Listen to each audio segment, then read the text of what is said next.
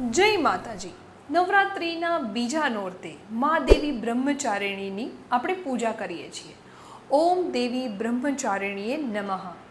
મા દેવી બ્રહ્મચારિણી આપણને બિઝનેસમાં ડિસિપ્લિન અને કન્સિસ્ટન્સી રાખવાની પ્રેરણા આપે છે.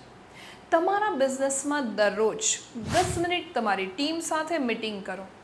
સમયસર પહોંચો, ફેક્ટરી હોય કે ઓફિસ. તમારા કોઈ એક કસ્ટમર સાથે દરરોજ કનેક્ટ થાઓ.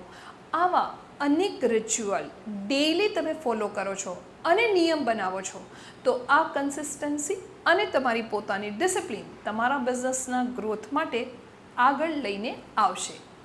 મા દેવી બ્રહ્મચારિણી જેવી રીતે આપણા જીવનને કન્સિસ્ટન્ટ બનાવે છે, એવી જ રીતે આ નિયમનું પાલન કરવાથી બિઝનેસને આપણે ગ્રોથ તરફ લઈ જઈ શકીએ છીએ.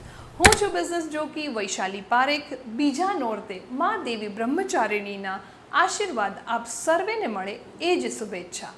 જય માતાજી.